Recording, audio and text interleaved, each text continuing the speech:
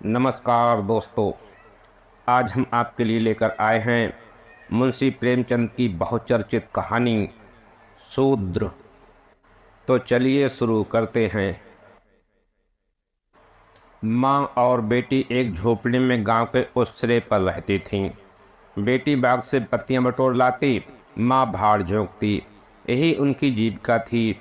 शेर दो शेर अनाज मिल जाता था, खाकर पड़ी रहती थीं।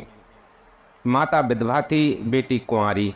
घर में कोई और आदमी ना था। माँ का नाम गंगा था, बेटी का गौरा। गंगा को कई साल से ये चिंता लगी हुई थी कि कहीं गौरा की सगाई हो जाए, लेकिन कहीं बात पक्की ना होती थी। अपने पति के मर जाने के बाद गंगा ने कोई दूसरा घर ना किया था, ना कोई दूसरा धंधा ही करती थी। इससे लोगों को संदेह हो गया था कि आखिर इनका गुजर कैसे होता है। और लोग तो छाती फाड़ फाड़ कर काम करते हैं, फिर भी पेट भर अन्न मयस्सर नहीं होता। ये स्त्री कोई धंधा नहीं करती, फिर भी माँ बेटी आराम से रहती हैं, किसी के सामने हाथ नहीं फैलाती। इसमें कुछ न कुछ रहस्य अवश्य है। धीरे धीरे ये संदेह और भी दृढ़ हो गया और अब तक जीवित था। बिरादरी में कोई गौरा से सगाई करने पर राजी ना होता था। शूद्रों की बिरादरी बहुत छोटी होती है, 10-5 कोस से अधिक उसका क्षेत्र नहीं होता। इसीलिए एक दूसरे के गुणदोष किसी से छिपे नहीं रहते, उन पर पर्दा ही डाला जा सकता है। इस भ्रांति को शांत करने के लिए माँ ने बेटी के साथ कई तीर्थ यात्राएं की। उड़ीसा तक हो आई, लेकिन संदेह ना मिटा। गौरा युवती थी, सुंदरी थी, पर उसे किसी ने कुएं पर या खेतों में हंसते बोलते नहीं देखा। उसकी निगाह कभी ऊपर उठती ही ना थी। लेकिन ये बातें भी संदेह को और पुष्ट करती थीं। अब बस कोई न कोई रहस्य है। कोई युवती इतनी सती नहीं हो सकती। कुछ गुपचुप की बात अवश्य है। यूं ही दिन गुजरते जाते थे। बुढ़िया दिनों दिन चिंता से घुल रही थी। उधर सुंदरी की मुख छवि दिनों दिन निहरती जाती थी, कली खिलकर फूल हो गई थी। एक दिन एक परदेसी गांव से होकर निकला। 10-12 कोस से आ रहा था। नौकरी की खोज में कलकत्ता जा रहा था। रात हो गई। किसी कहार का घर पूछता हुआ गंगा के घर आया। गंगा ने उसका खूब आदर सत्कार किया। उसके लिए गेहूं का आटा लाई, घर से बर्तन निकाल कर दिए।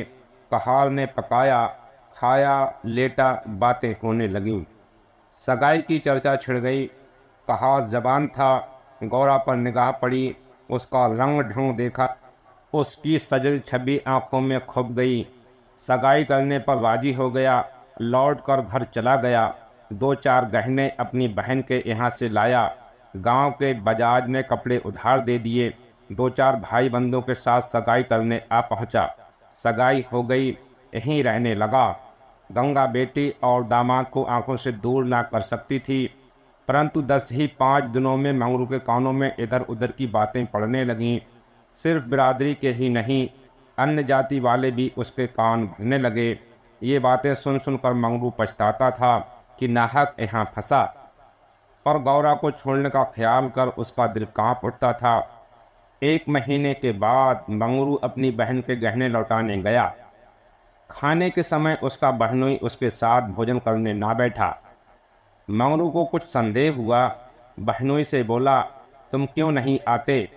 बहनोई ने कहा, तुम खा लो, मैं फिर खा लूँगा। मंगरू ने कहा, क्या बात है, तुम खाने को क्यों नहीं बैठते? बहनोई, जब तक पंचायत ना होगी मैं तुम्हारे साथ कैसे खा सकता हूँ? तुम्हारे लिए बिरादरी भी नहीं छोड़ दूंगा। किसी से पूछा ना गाछा, जाकर एक हरजाई से सगाई कर ली। मंगरू चौके पर उठ आया, मिर्जई पहनी और ससुराल चला आया। बहन खड़ी रोती रह गई। उसी रात को बहू किसी से कुछ कहे सुने बगैर गौरा को छोड़कर कहीं चला गया। गौरा नींद में मगन थी। उसे क्या खबर थी कि बहू रत्न जो मैंने इतनी तपस्या के बाद पाया है, मुझे सदा के लिए छोड़े चला जा रहा है। कई साल बीत गए, मंगरू का कुछ पता ना चला, कोई पत्र तक ना आया। पर गौरा बहुत प्रसन्न थी। वह मांग में सिंदूर डालती, रंग बिरंग के कपड़े पहनती और अधरों पर मिस्री के धड़े जमाती। मंगरू भजनों की एक पुरानी किताब छोड़ गया था, उसे कभी कभी पढ़ती और गाती। मंगरू ने उसे हिंदी सिखा दी थी। टटोल टटोल कर भजन पढ़ लेती थी। पहले वो अकेली बैठी रहती, गांव की और स्त्रियों के साथ बोलते चालते उसे शर्म आती थी। उसके पास वह वस्तु ना थी जिस पर दूसरी स्त्रियां गर्व करती थीं। सभी अपने अपने पति की चर्चा करती। गौरा के पति कहाँ था, वह किसकी बातें करती। अब उसके भी पति था। अब वह अन्य स्त्रियों के साथ इस विषय पर बातचीत करने की अधिकारिणी थी। वह भी मंगरू की चर्चा करती। मंगरू कितना स्नेहशील है, कितना सज्जन, कितना वीर। पति चर्चा से उसे कभी तृप्ति ही ना होती थी। स्त्रियां मंगरू तुम्हें छोड़कर क्यों चले गए। गौरी कहती क्या करते, मर्द कभी ससुराल में पड़ा रहता है। देश परदेश में निकलकर चार पैसे कमाना ही तो मर्दों का काम है, नहीं तो मान मर्यादा का निर्वाह कैसे हो। जब कोई पूछता चिट्ठी पत्री क्यों नहीं भेजते, तो हंसकर कहती अपना पता ठिकाना बताने से डरते हैं। जानते हैं ना गौरा आकर सिर पर सवार हो जाएगी। सच कहती हूँ, उनका पता ठिकाना मालूम हो जाए तो यहाँ मुझसे एक दिन भी ना रहा जाए। वह बहुत अच्छा करते हैं कि मेरे पास चिट्ठी पत्री नहीं भेजते। बेचारे प्रदेश में कहाँ घर गृहस्थी संभालते फिरेंगे। एक दिन किसी सहेली ने कहा, हम ना मानेंगे, तुमसे जरूर मंगरू से झगड़ा हो गया है, नहीं तो बिना कुछ कहे सुने क्यों चले जाते। गौरा ने हंसकर कहा, बहन अपने देवता से भी कोई झगड़ा करता है, वह मेरे मालिक हैं, भला मैं उनसे झगड़ा करूंगी। जिस दिन झगड़े की नौबत आएगी कहीं डूब मरूंगी। मुझसे कहकर जाने पाते, मैं उनके पैरों से लिपट ना जाती। एक दिन कलकत्ता से एक आदमी आकर गंगा के घर ठहरा। पास ही के किसी गांव में अपना घर बताया। कलकत्ता में वह मंगरू के पड़ोसी में रहता था। मंगरू ने उससे गौरा को अपने साथ लाने को कहा था। 2 साड़ियाँ और राह खर्च के लिए रुपए भी भेजे थे। गौरा फूली ना समाई, बूढ़े ब्राह्मण के साथ चलने को तैयार हो गई। चलते वक्त वह गांव की सब औरतों से गले मिली। गंगा उसे स्टेशन तक पहुंचाने गई। सब कहते थे बेचारी लड़की के भाग जग गए, नहीं तो यहाँ कुड़ कुड़ कर मर जाती। रास्ते भर गौरा सोचती, ना जाने वो कैसे हो गए होंगे। अब तो मूछें अच्छी तरह निकल आई होंगी। परदेश में आदमी सुख से रहता है। देह भर आई होगी, बाबू साहब हो गए होंगे। मैं पहले 2-3 दिन उनसे बोलूँगी नहीं, फिर पूछूंगी तुम मुझे छोड़कर क्यों चले गए। अगर किसी ने मेरे बारे में कुछ बुरा भला कहा ही था तो तुमने उसका विश्वास क्यों कर लिया। तुम अपनी आंखों से ना देखकर दूसरों के कहने पर क्यों गए। मैं भली हूँ या बुरी हूँ तो तुम्हारी। तुमने मुझे इतने दिनों रुलाया क्यों। तुम्हारे बारे में अगर इसी तरह कोई मुझसे कहता तो क्या मैं तुमको छोड़ देती। जब तुमने मेरी बाह पकड़ ली तो तुम मेरे हो गए। फिर तुम में लाख ऐब हों मेरी बला से। चाहे तुम तुरक ही क्यों ना बन जाओ, मैं तुम्हें छोड़ नहीं सकती। तुम क्यों मुझे छोड़कर भागे। क्या समझते थे भागना सहज है। आखिर झक मारकर बुलाया कि नहीं। कैसे ना बुलाते। मैंने तो तुम्हारे ऊपर दया की कि चली आई, नहीं तो कह देती कि मैं ऐसे निर्दयी के पास नहीं जाती तो तुम आप दौड़े आते। तब करने से देवता भी मिल जाते हैं, आकर सामने खड़े हो ही जाते। तुम कैसे ना आते। बहुत धरती बार बार उद्विग्न होकर बूढ़े ब्राह्मण से पूछती, अब कितनी दूर है, धरती के छोर पर रहते हैं क्या। और भी कितनी ही बातें मैं पूछना चाहती थी, लेकिन संकोच बस ना पूछ सकती थी। मन ही मन अनुमान करके अपने को संतुष्ट कर लेती थी। उनका मकान बड़ा सा होगा। शहर में लोग पक्के घरों में रहते हैं। जब उनका साहब इतना मानता है तो नौकर भी होगा। मैं नौकर को भगा दूंगी। मैं दिन भर पड़े पड़े क्या किया करूंगी। बीच बीच में उसे घर की याद भी आ जाती थी। बेचारी अम्मा रोती होंगी। अब उन्हें घर का सारा काम आप ही करना पड़ेगा। ना जाने बकरियों को चराने ले जाती हैं या नहीं। बेचारी दिन भर में करती होंगी। मैं अपनी बकरियों के लिए महीने महीने रुपए भेजूंगी। जब कलकत्ता से लौटूंगी तब सबके लिए साड़ियाँ लाऊंगी। तब मैं इस तरह थोड़ी लौटूंगी, मेरे साथ बहुत सा असबाब होगा, सबके लिए कोई न कोई सौगात लाऊंगी। तब तक तो बहुत सी बकरियां हो जाएंगी। यही सुख स्वप्न देखते देखते गौरा ने सारा रास्ता काट दिया। अगली क्या जानती थी कि मेरे मन कुछ और है और कर्ता के मन कुछ और। क्या जानती थी कि बूढ़े ब्राह्मणों के भेष में पिशाच होते हैं। मन की मिठाई खाने में मगन थी। तीसरे दिन गाड़ी कलकत्ता पहुंची। गौरा की छाती धड़ धड़ करने लगी। वो यहीं कहीं खड़े होंगे, अब आते ही होंगे, ये सोचकर उसने घूंघट निकाल लिया और संभल बैठी। मगर मंगरू वहां ना दिखाई दिया। बूढ़ा ब्राह्मण बोला, मंगरू तो यहाँ नहीं दिखाई देता। मैं चारों ओर छान आया, शायद किसी काम में लग गया होगा। आने की चिट्ठी ना मिली होगी। मालूम भी तो ना था कि हम लोग किस गाड़ी से आ रहे हैं। उनकी राह क्यों देखें, चलो डेरे पर चलें। दोनों गाड़ी पर बैठकर चले। गौरा कभी तांगे पर सवार ना हुई थी। उसे गर्व हो रहा था कि कितने ही बाबू लोग पैदल जा रहे हैं, मैं तांगे पर बैठी हूँ। एक क्षण में गाड़ी मंगरू के डेरे पर पहुंच गई। एक विशाल भवन था, अहाता साफ सुथरा। साइबान में फूलों के गमले रखे हुए थे। ऊपर चढ़ने लगी। विस्मय, आनंद और आशा से उसे अपनी सुधि ही ना थी। सीढ़ियों पर चढ़ते चढ़ते पैर दुखने लगे। ये सारा महल उनका है? किराया बहुत देना पड़ता होगा। रुपए को तो बहु कुछ समझते ही नहीं। उसका हृदय धड़क रहा था कि कहीं मंगरू ऊपर से उतरते आ ना रहे हों। सीढ़ी पर भेंट हो गई तो मैं क्या करूंगी? भगवान करे बहु पड़े सोते रहे हों, तब मैं जगाऊं और बहु मुझे देखते ही हड़बड़ा कर उठ बैठे। आखिर सीढ़ियों का अंत हुआ। ऊपर एक कमरे में गौरा को ले जाकर ब्राह्मण देवता ने बैठा दिया। यही मंगरू का डेरा था। मगर मंगरू यहाँ भी नदारद। कोठरी में केवल एक खाट पड़ी हुई थी। एक किनारे दो चार बर्तन रखे हुए थे। यही उनकी कोठरी है तो मकान किसी दूसरे का है। उन्होंने ये कोठरी किराए पर ली होगी। मालूम होता है रात को बाजार में पूरियां खाकर सो रहे होंगे। यही उनके सोने की खाट है। एक किनारे घड़ा रखा हुआ था।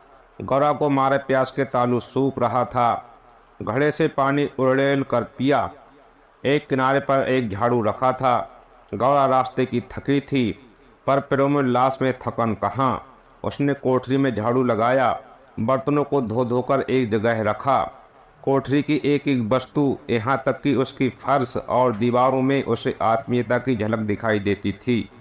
उस घर में भी जहाँ उसने अपने जीवन के 25 बरस काटे थे, उसे अधिकार का ऐसा गौरवयुक्त आनंद ना प्राप्त हुआ था। मगर उस कोठरी में बैठे बैठे उसे संध्या हो गई और मंगरू का कहीं पता नहीं। अब छुट्टी मिली होगी। सांझ को सब जगह छुट्टी होती है। अब बहू आ रहे होंगे। मगर बूढ़े बाबा ने उनसे कह तो दिया ही होगा।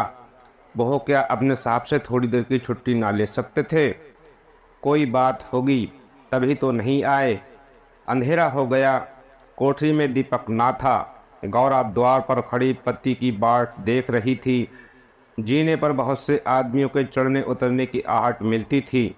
बार बार गौरा को मालूम होता था कि बहू आ रहे हैं, पर इधर कोई नहीं आता था। 9 बजे बूढ़े बाबा आए। गौरी ने समझा मंगरू है। झटपट कोठरी के बाहर निकल आई। देखा तो ब्राह्मण। बोली, बहू कहाँ रह गए? बूढ़ा, उनकी तो यहाँ से बदली हो गई। दफ्तर में गया था तो मालूम हुआ कि बहू अपने साहब के साथ यहाँ से कोई 8 दिन की राह पर चले गए। उन्होंने साहब से बहुत हाथ पैर जोड़े कि मुझे 10 दिन की मोहलत दे दीजिए, लेकिन साहब ने एक ना मानी। मंगरू यहाँ लोगों से कह गए हैं कि घर के लोग आएं तो मेरे पास भेज देना। अपना पता दे गए हैं। कल मैं तुम्हें यहाँ से जहाज पर बैठा दूंगा। उस जहाज पर हमारे देश के और भी बहुत से होंगे, इसलिए मार्ग में कोई कष्ट ना होगा। गौरा ने पूछा, कै दिन में जहाज पहुँचेगा? बूढ़ा, 8-10 दिन से कम ना लगेंगे। मगर घबराने की कोई बात नहीं, तुम्हें किसी बात की तकलीफ ना होगी। अब तक गौरा को अपने गांव लौटने की आशा थी। कभी न कभी वह अपने पति को वहाँ अवश्य खींच लाएगी, लेकिन जहाज पर बैठकर उसे ऐसा मालूम हुआ कि अब फिर माता को ना देखूंगी, फिर गांव के दर्शन ना होंगे। देश से सदा के लिए नाता टूट रहा है। देर तक घाट पर खड़ी रोती रही। जहाज और समुद्र देखकर उसे भय हो रहा था। हृदय दहल जाता था। शाम को जहाज खुला। उस समय गौरा का हृदय एक अक्षय भय से चंचल हो उठा। थोड़ी देर के लिए नैराश ने उस पर अपना आतंक जमा लिया। ना जाने किस देश जा रही हूँ, उनसे भेंट भी होगी या नहीं, उन्हें कहाँ खोजती फिरूंगी, कोई पता ठिकाना भी तो नहीं मालूम। बार बार पछताती थी कि एक दिन पहले क्यों ना चली आई। कलकत्ता में भेंट हो जाती तो मैं उन्हें वहाँ कभी ना जाने देती। जहाज पर और कितने ही मुसाफिर थे, कुछ स्त्रियां भी थीं, उनमें बराबर गाली गलौज होती रहती थी, इसलिए गौरा को उनसे बातें करने की इच्छा ना होती थी। केवल एक स्त्री उदास दिखाई देती थी। गौरा ने उससे पूछा, तुम कहाँ जाती हो बहन? उस स्त्री की बड़ी बड़ी आंखें सजल हो गईं। बोली, क्या बताऊं बहन, कहाँ जा रही हूँ? जहाँ भाग लिए जाता है वहीं जा रही हूँ। तुम कहाँ जाती हो? गौरा, मैं तो अपने मालिक के पास जा रही हूँ। जहाँ ये जहाज रुकेगा वो वहीं नौकर हैं। मैं कल आ जाती तो उनसे कलकत्ता में ही भेंट हो जाती। आने में देर हो गई। क्या जानती थी वो इतनी दूर चले जाएंगे? नहीं तो क्यों देर करती? स्त्री, अरे बहन, कहीं तुम्हें भी तो कोई बहका कर नहीं लाया है? तुम घर से किसके साथ आई हो? गौरा, मेरे आदमी ने कलकत्ता से आदमी भेजकर मुझे बुलाया था। स्त्री, वो आदमी तुम्हारी जान पहचान का था? गौरा, नहीं, उस तरफ का एक बूढ़ा ब्राह्मण था। स्त्री, वही लंबा सा दुबला पतला लक बूढ़ा जिसकी एक आंख में फूली पड़ी हुई है? गौरा, हाँ हाँ वही। क्या तुम उसे जानती हो? स्त्री, उसी दुष्ट ने तो मेरा भी सर्वनाश किया है। ईश्वर करे उसकी सातों पुश्तें नरक भोगें, उसका निर्वंश हो जाए, कोई पानी देने वाला भी ना रहे, कोड़ी होकर मरे। मैं अपना वृतांत सुनाऊं तो तुम समझोगी कि झूठ है। किसी को विश्वास ना आएगा। क्या कहूँ, बस यही समझ लो कि इसके कारण मैं ना घर की रही ना घाट की, किसी को मुंह नहीं दिखा सकती। मगर जान तो बड़ी प्यारी होती है। मिर्च के देश जा रही हूँ कि वहीं मेहनत मजदूरी करके जीवन के दिन काटूं। गौरा के प्राण नहीं में समा गए। मालूम हुआ जहाज अथाह जल में डूबा जा रहा है। समझ गई बूढ़े ब्राह्मण ने दगा की।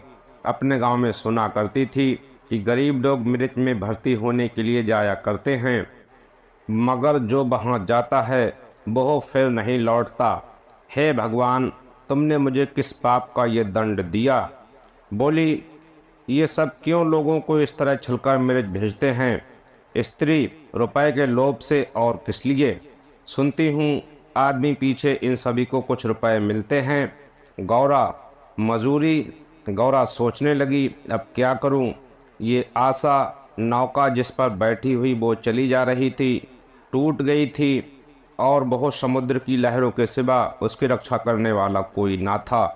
जिस आधार पर उसने अपना जीवन भवन बनाया था वह जलमग्न हो गया।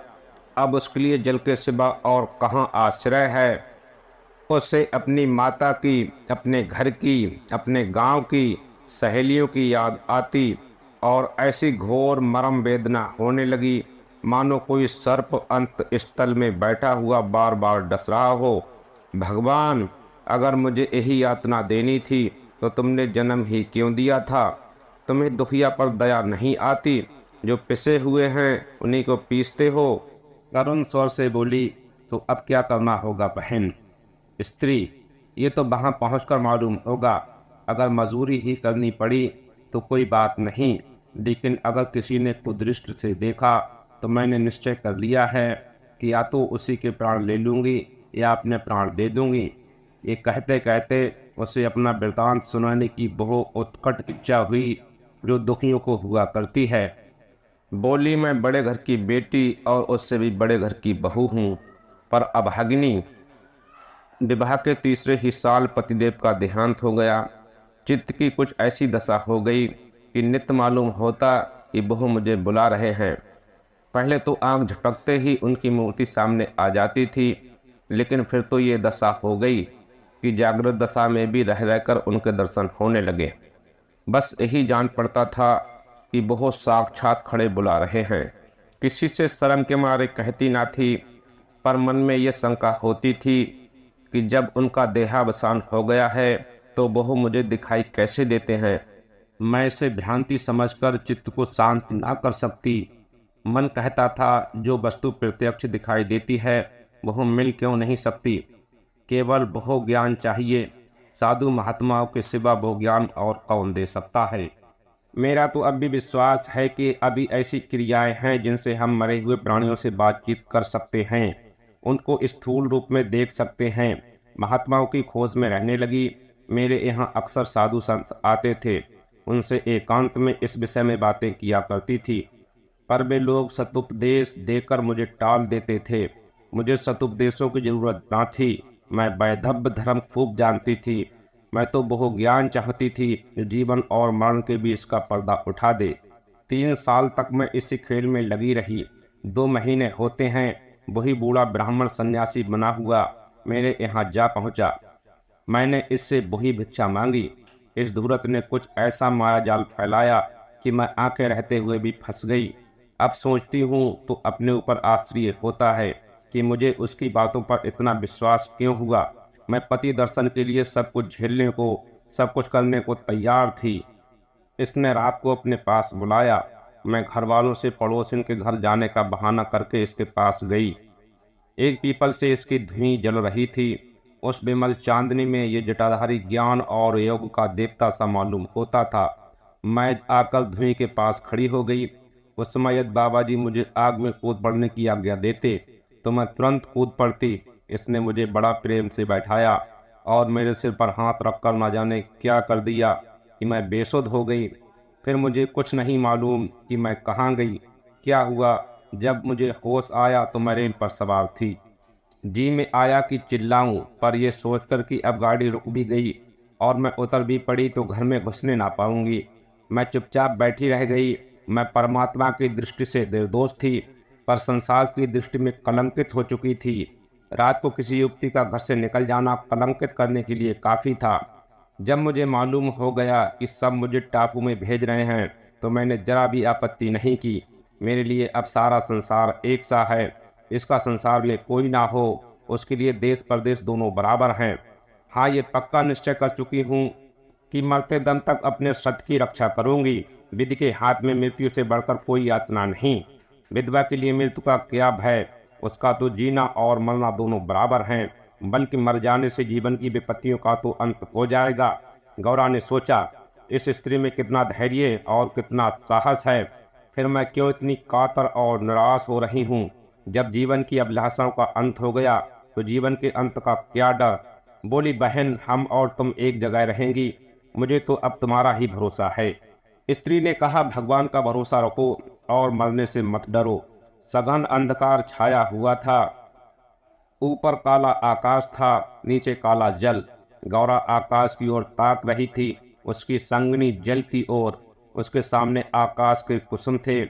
इसके चारों ओर अनंत अखंड अपार अंधकार था। जहाज से उतरते ही एक आदमी ने यात्रियों के नाम लिखने शुरू किए। इसका पहनावा तो अंग्रेजी था, पर बातचीत से हिंदुस्तानी मालूम होता था। गौरा सिर झुकाए अपनी संगिनी के पीछे खड़ी थी। उस आदमी की आवाज़ सुनकर बहुत चौंक पड़ी। उसने दबी आंखों से उसकी ओर देखा। उसके समस्त शरीर में सनसनी दौड़ गई। क्या स्वप्न तो नहीं देख रही हूँ? आंखों पर विश्वास न आया। फिर उस पर निगाह डाली। उसकी छाती बेग से धड़कने लगी, पैर थर थर कांपने लगे। ऐसा मालूम होने लगा मानो चारों ओर जल ही जल है और उसमें बही जा रही है। उसने अपनी संगनी का हाथ पकड़ लिया, नहीं तो जमीन में गिर पड़ती। उसके सम्मुख वही पुरुष खड़ा था जो उसका प्राण आधार था और जिससे इस जीवन में भेंट होने की उसे लेस मात्र भी आशा ना थी। वो मंगरू था, इसमें जरा भी संदेह ना था। हाँ, उसकी सूरत बदल गई थी। यौवन काल का बहु कांतिमय साहस सदैव छवि नाम को भी ना थी। बाल खिचड़ी हो गए थे, गाल पिचके हुए, लाल आंखों से कुवासना और कठोरता झलक रही थी। पर था वो मंगरू। गौरा के जी में प्रबल इच्छा हुई कि स्वामी के पैरों से लिपट जाऊं। चिल्लाने का जी चाहा, पर संकोच ने मन को रोका। बूढ़े ब्राह्मण ने बहुत ठीक कहा था। स्वामी जी ने अवश्य मुझे बुलाया था और आने से पहले यहाँ चले आए। उसने अपनी संगनी के कान में कहा, बहन तुम उस ब्राह्मण को बेअर्थ ही बुरा कह रही थीं। यही तो वो हैं जो यात्रियों के नाम लिख रहे हैं। स्त्री, सच खूब पहचानती हो। गौरा, बहन क्या इसमें भी हो सकता है? स्त्री, तब तो तुम्हारे भाग जग गए। मेरी भी सुधि लेना। गौरा, भला बहन ऐसा भी हो सकता है कि मैं यहाँ तुम्हें छोड़ दूं? मंगरू यात्रियों से बात बात पर बिगड़ता था, बात बात पर गालियां देता था। कई आदमियों को ठोकर मारे और कई को केवल गांव का जिला ना बता सकने के कारण धक्का देकर गिरा दिया। गौरा मन ही मन गड़ी जाती थी, साथ ही अपने स्वामी के अधिकार पर उसे गर्व भी हो रहा था।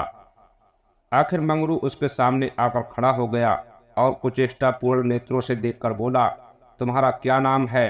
गौरा ने कहा, गौरा। मंगरू चौंक पड़ा, फिर बोला, घर कहाँ है? मदनपुर, जिला बनारस। ये कहते कहते हंसी आ गई। मंगरू ने अब की उसकी ओर ध्यान से देखा और लपक कर उसका हाथ पकड़ लिया और बोला, गौरा तुम यहाँ कहाँ? मुझे पहचानती हो? गौरा रो रही थी, मुंह से बात ना निकलती। मंगरू फिर बोला, तुम यहाँ कैसे आई? गौरा खड़ी हो गई, आंसू पोंछ डाले और मंगरू की ओर देखकर बोली, तुम्ही ने तो बुला भेजा था। मंगरू, मैं तो 7 साल से यहाँ हूँ। गौरा, तुमने उस बूढ़े ब्राह्मण से मुझे लाने को नहीं कहा था? मंगरू, कह तो रहा हूँ मैं 7 साल से यहाँ हूँ, मरने पर ही यहाँ से जाऊंगा, भला तुम्हें क्यों बुलाता? गौरा को मंगरू से इस निष्ठुरता का आशा न थी।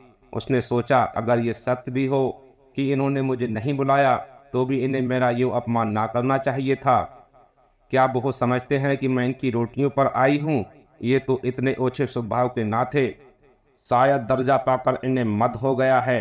नारी सुलभ अभिमान से गर्दन उठाकर उसने कहा, तुम्हारी इच्छा हो तो अब यहाँ से लौट जाऊं? तुम्हारे ऊपर भार बनना नहीं चाहती। मंगरू कुछ लज्जित होकर बोला, अब तुम यहाँ से लौट नहीं सकती गौरा, यहाँ आकर बिरला ही कोई लौटता है। यह कहकर वह कुछ देर चिंता में मगन खड़ा रहा, मानो संकट में पड़ा हुआ हो कि क्या करना चाहिए। उसकी कठोर मुखाकृति पर दीनता का रंग झलक पड़ा। तब कातर स्वर से बोला, जब आ ही गई हो तो रहो, जैसी कुछ पड़ेगी देखी जाएगी। गौरा, जहाज फिर कब लौटेगा? मंगरू, तुम यहाँ से 5 बरस से पहले नहीं जा सकती। गौरा, क्यों? क्या कुछ जबरदस्ती है? मंगरू, हाँ, यहाँ का यही हुक्म है। गौरा, तो फिर मैं अलग मजदूरी करके अपना पेट पालूंगी।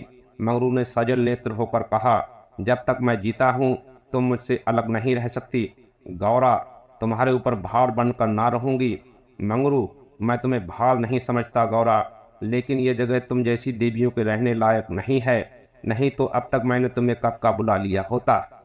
वही बूढ़ा आदमी जिसने तुम्हें बहकाया मुझे घर से आते समय पटने में मिल गया और झांसे देकर मुझे यहाँ भर्ती कर दिया। तब से मैं यहीं पड़ा हुआ हूँ। चलो मेरे घर में रहो, वहाँ बातें होंगी। ये दूसरी औरत कौन है? गौरा, ये मेरी सखी है, इन्हें भी बूढ़ा बहका लाया। मंगरू, ये तो किसी कोठी में जाएंगी। इन सब आदमियों की बात होगी, जिसके हिस्से में जितने आदमी आएंगे उतने हर एक कोठी में भेजे जाएंगे। गौरा, ये तो मेरे साथ रहना चाहती है। मंगरू, अच्छी बात है, इन्हें भी लेती चलो। यात्रियों के नाम तो लिखे ही जा चुके थे। मंगरू ने उन्हें एक चपरासी को सौंप कर दोनों औरतों के साथ घर की राह ली। दोनों ओर सघन वृक्षों की कतारें थीं।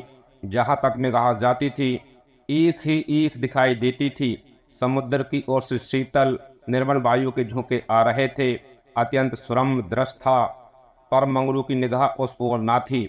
वह भूमि की ओर ताकता सिर झुकाए संदिग्ध चाल से चला जा रहा था, मानो मन ही मन कोई समस्या हल कर रहा हो। थोड़ी ही दूर गए थे कि सामने से 2 आदमी आते हुए दिखाई दिए। समीप आकर दोनों रुक गए और एक ने हंसकर कहा, मंगरू, इनमें से एक हमारी है। दूसरा बोला, और दूसरी मेरी। मंगरू का चेहरा तमतमा उठा था। भीषण क्रोध से कांपता हुआ बोला, ये दोनों मेरे घर की औरतें हैं, समझ गए? इन दोनों ने जोर से कहा मारा और एक ने गौरा के समीप आकर उसका हाथ पकड़ने की चेष्टा करके कहा, ये मेरी है, चाहे तुम्हारे घर की हो चाहे बाहर की, बच्चा हमें चकमा देते हो। मंगरू, कासिम इन्हें मत छेड़ो, नहीं तो अच्छा ना होगा। मैंने कह दिया, ये मेरे घर की औरतें हैं। मंगरू की आंखों से अग्नि की ज्वाला सी निकल रही थी। बहुत दोनों उसके मुंह का भाव देखकर कुछ सहम गए और समझ लेने की धमकी देकर आगे बढ़े, किंतु मंगरू के अधिकार क्षेत्र से बाहर पहुंचते ही एक ने पीछे से ललकार कर कहा, देखें कहाँ लेके जाते हो। मंगरू ने उधर ध्यान नहीं दिया, जरा कदम बढ़ाकर चलने लगा। जैसे संध्या के एकांत में हम कब्रिस्तान के पास से गुजरते हैं, हमें पग पग पर यह शंका होती है कि कोई शब्द कान में ना पड़ जाए, कोई सामने आकर खड़ा ना हो जाए, कोई जमीन के नीचे से कफन ओढ़े उठना खड़ा हो। गौरा ने कहा, ये दोनों बड़े सुहदे थे मंगरू, और मैं किस लिए कह रहा था कि ये जगह तुम जैसी स्त्रियों के रहने लायक नहीं है। सहसा दाहिनी तरफ से एक अंग्रेज घोड़ा दौड़ाता हुआ आ पहुंचा और मंगरू से बोला, बेल जमादार, ये दोनों औरतें हमारी कोठी में रहेगा। हमारी कोठी में कोई औरत नहीं है। मंगरू ने दोनों औरतों को अपने पीछे कर लिया और सामने खड़ा होकर बोला, साहब ये दोनों हमारे घर की औरतें हैं। साहब, ओहो, तुम झूठा आदमी, हमारी कोठी में कोई औरत नहीं और तुम दो ले जाएगा, ऐसा नहीं हो सकता। गौरा की ओर इशारा करके इसको हमारी कोठी पर पहुंचा दो। मंगरू ने सिर से पैर तक कांपते हुए कहा, ऐसा नहीं हो सकता। मगर साहब आगे बढ़ गया था, उसके कान में बात ना पहुंची। उसने हुक्म दे दिया था और उसकी तामील करना जमादार का काम था। शेष मार्ग निर्विघ्न समाप्त हुआ। आगे मजदूरों के रहने के मिट्टी के घर थे। द्वारों पर स्त्री पुरुष जहां तहां बैठे हुए थे। सभी इन दोनों स्त्रियों की ओर घूरते थे और आपस में इशारे करते हंसते थे। गौरा ने देखा, उनमें छोटे बड़े का लिहाज नहीं है, ना किसी की आंखों में शर्म है। एक भदैसली औरत ने हाथ पर चिलम पीते हुए अपनी पड़ोसिन से कहा, 4 दिन की चांदनी फिर अंधेरी रात। दूसरी अपनी चोटी गूंथती हुई बोली, कलोर है ना। मंगरू दिन भर द्वार पर बैठा रहा, मानो कोई किसान अपने मटर के खेत की रखवाली कर रहा हो। कोठरी में दोनों स्त्रियां बैठी अपने नसीबों को रो रही थीं। इतनी देर में दोनों को यहाँ की दशा का परिचय कराया गया था। दोनों भूखी प्यासी बैठी थीं। यहाँ का रंग देखकर भूख प्यास सब भाग गई थी। रात के 10 बजे होंगे कि एक सिपाही ने आकर मंगरू से कहा, चलो तुम्हें जंट साहब बुला रहे हैं। मंगरू ने बैठे बैठे कहा, देखो नब्बी, तुम भी हमारे देश के आदमी हो, कोई मौका पड़े तो हमारी मदद करोगे ना। जाकर साहब से कह दो मंगरू कहीं गया है, बहुत होगा जुर्माना भर देंगे। नब्बी, ना भैया, गुस्से से भरा बैठा है, पिए हुए है, कहीं मार चले तो बस, चमड़ा इतना मजबूत नहीं है। मंगरू, अच्छा तो जाकर कह दो नहीं आता। नब्बी, मुझे क्या, जाकर कह दूंगा, पर तुम्हारी खैरियत नहीं है। मैं बंगले पर चला, यही वही साहब थे जिनसे आज मंगरू की भेंट हुई थी। मंगरू जानता था कि साहब से बिगाड़ करके यहाँ एक पल भी निर्वाह नहीं हो सकता। जाकर साहब के सामने खड़ा हो गया। साहब ने दूर से ही डांटा, वो औरत कहाँ है, तुमने उसे अपने घर में क्यों रखा है। मंगरू, हुजूर वो मेरी बिहाता औरत है। साहब, अच्छा वो दूसरा कौन है। मंगरू, वो मेरी सगी बहन है हुजूर। साहब, हम कुछ नहीं जानता, तुमको लाना पड़ेगा, दो में से कोई। मंगरू पैरों पर गिर पड़ा और रो रो कर अपनी सारी राम कहानी सुना गया, पर साहब जरा भी ना पसीजे। अंत में बहू बोला, हुजूर बहुत दूसरी औरतों की तरह नहीं है, अगर यहाँ आ भी गई तो प्राण दे देगी। साहब ने हंसकर कहा, ओह, जान देना इतना आसान नहीं है। नब्बी, मंगरू अपनी दांव क्यों रोते हो, तुम हमारे घर नहीं घुसते थे, अब भी जब घात पाते हो जा पहुँचते हो, अब क्यों रोते हो। एजेंट, ओ ये बदमाश है, अभी जाकर लाओ, नहीं तो हम तुमको हंटरों से पीटेगा। मंगरू, हुजूर जितना चाहे पीट लें, मगर मुझसे ये काम करने को ना कहें, जो मैं जीते जी नहीं कर सकता। एजेंट, हम 100 हंटर मारेगा। मंगरू, हुजूर 1000 हंटर मार लें, लेकिन मेरे घर की औरतों से ना बोलें। एजेंट नशे में चूर था। हंटर लेकर मंगरू पर पिल पड़ा और लगा सड़ासड़ जमाने। 10-12 कोड़े मंगरू ने धैर्य के साथ सहे, फिर हाय हाय करने लगा। देह की खाल फट गई थी और मांस पर चाबुक पड़ता था, तो बहुत जब्त करने पर भी कंठ से आरती धुन निकल आती थी। अभी 100 में कुछ 15 चाबुक पड़े थे। रात के 10 बज गए थे। चारों ओर सन्नाटा छाया हुआ था और उस नीरव अंधकार में मंगरू का करुण विलाप किसी पक्ष की भांति आकाश में मंडला रहा था। वृक्षों के समूह भी हत बुद्धि से खड़े मौन रोन की मूर्ति बने हुए थे। ये पाषाण हृदय लंपट विवेक शून्य जमादार इस समय एक अपरिचित स्त्री के सतीत्व की रक्षा करने के लिए अपने प्राण तक देने को तैयार था, केवल इस नाते कि ये उसकी पत्नी की संगिनी थी। बहुत समस्त संसार की नजरों में गिरना गवारा कर सकता था, पर अपनी पत्नी की भक्ति पर अखंड राज्य करना चाहता था। इसमें अणुमात्र की कमी भी उसके लिए असहनीय थी। उस अलौकिक भक्ति के सामने उसके जीवन का क्या मूल्य था। ब्राह्मणी तो जमीन पर ही सो गई थी, पर गौरा बैठी पति की बाट जो रही थी। अभी तक वह उससे कोई बात नहीं कर सकी थी। 7 वर्षों की विपत्ति कथा कहने और सुनने के लिए बहुत समय की जरूरत थी, और रात के सिवा वो समय फिर कम मिल सकता था। उसे ब्राह्मणी पर कुछ क्रोध सा आ रहा था कि ये क्यों मेरे गले का हार हुई, इसी के कारण तो बहू घर में नहीं आ रहे हैं। एकाएक बहू किसी का रोना सुनकर चौंक पड़ी। भगवान, इतनी रात गए कौन दुख का मारा रो रहा है? अबस कोई कहीं मर गया है। बहू उठकर द्वार पर आई और ये अनुमान करके कि मंगरू यहाँ बैठा हुआ है, बोली, बहू कौन रो रहा है, जरा देखो तो। लेकिन जब कोई जवाब ना मिला तो बहू स्वयं कान लगाकर सुनने लगी। सहसा उसका कलेजा धक से हो गया।